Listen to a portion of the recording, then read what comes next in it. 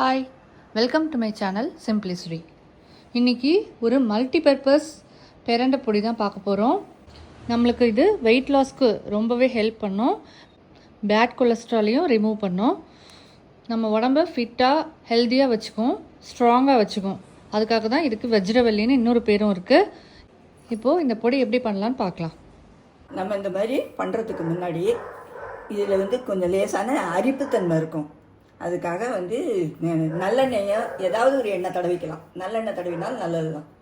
இந்த மாதிரி கொழுந்தாக இருந்ததுன்னா அதில் நார் எடுக்கணுங்கிற அவசியம் இல்லை. இந்த மாதிரி கொஞ்சம் திக்காக இருந்ததுன்னா இந்த கணுவை மட்டும் எடுத்துட்டு, இது ரெண்டு ஜாயிண்டாக இந்த கணுவை மட்டும் கட் பண்ணி எடுத்துட்டு பாக்கி இடத்த இது பண்ணிக்கலாம். லேசாக நார் எடுத்துகிட்டு வைக்கலாம். ரொம்ப இந்த மாதிரி ரொம்ப முத்தலாக இருக்கிறத நகை பொடி சக்கை சக்கையாக நார் நாராக ஆகப்படும். அதனால் ரொம்ப இந்த மாதிரி முத்தலாக இருக்கிற இடம் கூடாது. இந்த கணுக்கிட்ட இப்படி கட் பண்ணினோம்னால் இப்படி வரும். நார் எடுத்துடணும். அதே போல் இந்த 4 முனை மாதிரி தெரியும், அதை அப்படியே எடுத்துடலாம்.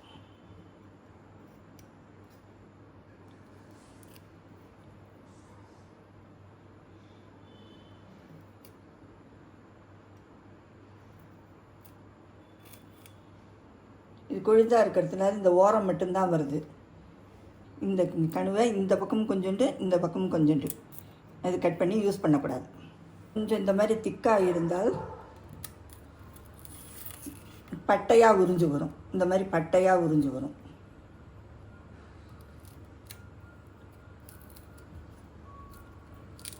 இப்படி இப்படி உரிச்சு எடுக்கலாம்.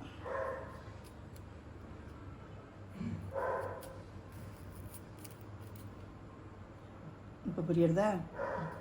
4 ஓரம் எடுக்கணும். இந்த கணுவையும் எடுத்துடணும். எடுத்துட்டு பாக்கியெல்லாம் பீஸ் பீஸாக கட் பண்ணிக்கலாம். கட் பண்ணுற போது நார் இருந்தாலும் நடுவில் வந்துடும். இப்படி எடுத்துடலாம். இப்படி ஒடிச்சு பார்க்குற போது நார் மாதிரி இந்த மாதிரி தெரிஞ்சதுன்னா கொஞ்சம் முத்திடுது. அதை பொடிக்கு உபயோகப்படுத்தக்கூடாது, தொகையலுக்கு வச்சுக்கலாம். நாரை எடுத்துட்டு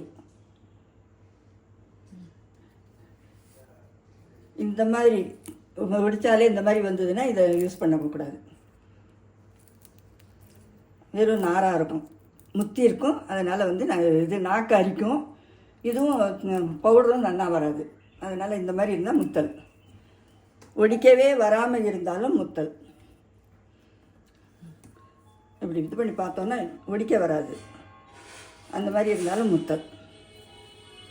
முத்தினது போடக்கூடாது.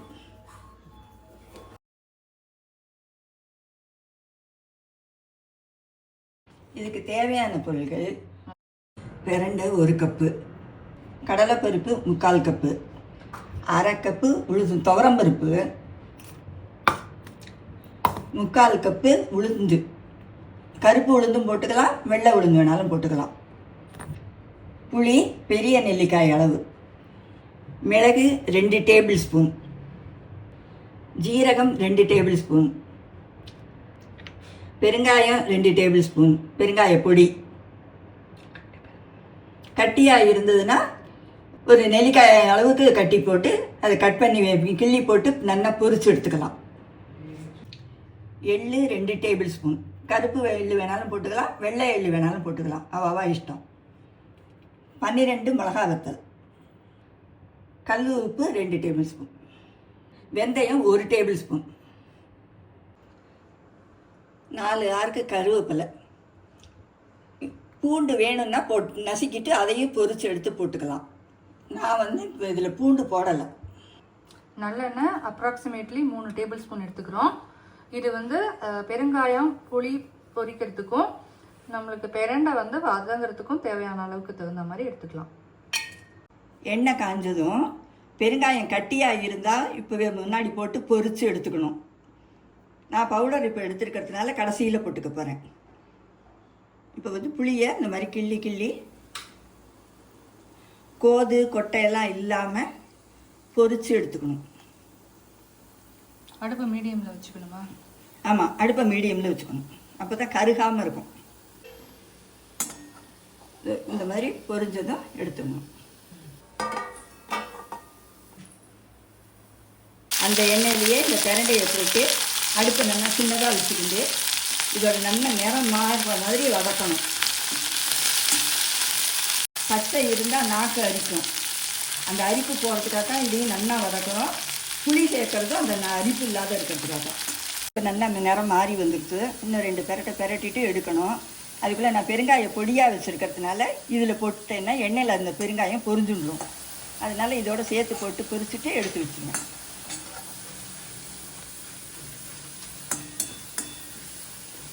ஈரப்பசை இருக்கிற போது அப்பப்போ லேசாக வெடிக்கும். அதுக்காக பயப்பட வேண்டாம். அந்த ஈரம் காஞ்சிடுச்சுன்னா வெடிக்கிறது நின்றுடும். இப்போ நல்லா நிறம் மாறிடுச்சு. இதை எடுத்துடலாம்.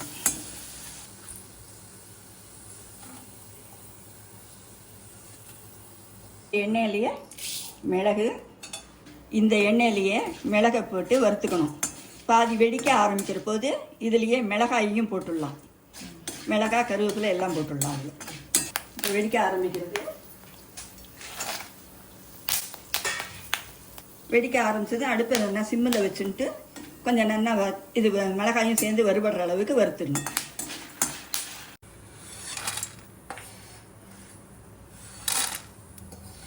கருவேப்பிலை போட்டோன்னா நல்லா அது பொரிஞ்சு ஈரப்பதம் இல்லாத வர வரையிலும் வறுத்து போட்டுக்கணும். அடுத்தது இதுலேயே கொஞ்சோண்டு எண்ணெய் இருக்குது. அந்த இதுலேயே போரும் கடலைப்பருப்பு வறுத்துக்கணும். இப்படி பாதி வறுபட்டு கொஞ்சம் நிறம் மாற ஆரம்பிக்கிற போது கடலைப்பருப்பு நிறம் மாற ஆரம்பிக்கிற போது துவரம்பருப்பையும் போட்டுடலாம். ஏன்னா கடலைப்பருப்பு வறுபட கூட நேரம் ஆகும். அதனால் முதல்ல போட்டுக்கிறோம். கருகாமல் இந்த மாதிரி வாசனை வரா மாதிரி இந்த மாதிரி வறுத்துடணும்.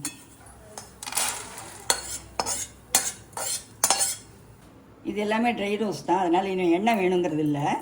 அந்த எண்ணெயில் வீணாக வேண்டான்ட்டு அதிலேயே போட்டு வறுத்தோம், அவ்வளோதான். மற்றபடி இதெல்லாம் வெறும் பானாலே வறுக்கலாம். இந்த மாதிரி கொஞ்சம் நிறம் மாதிரி நல்லா வாசனை வராப்பில் வறுத்தா போதும்.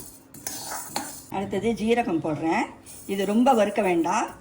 ஈரப்பதம் போகிறதுக்காகத்தான் லேசாக வறுத்துக்கணும். இது வெடிக்க ஆரம்பிக்குது. இதுதான் பதம். வெந்தயமும் படப்படன்னு வெடிக்க ஆரம்பிக்கும். வாசனை வரும்.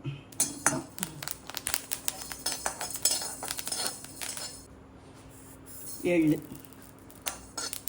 படபடன்னு வெறிச்சு இதை பல்ஜா நான் பொரிஞ்சு வந்திருக்கேன். இதுதான் கடைசியாக அந்த சூட்டு இழுப்பானால உப்பு போட்டுட்டு ஒரு 4 பெரட்டிட்டு அதில் கொட்டிட வேண்டியது. ஈரக்கசிவு கொடுக்காமல் இருக்கிறதுக்காக தான்.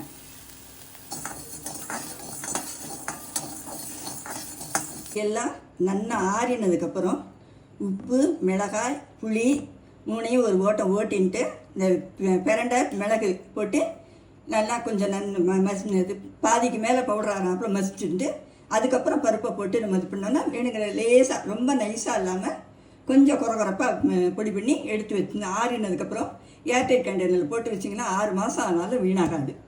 நம்ம எப்போ வேணாலும் போட்டு சாப்பிட்டுக்கலாம்.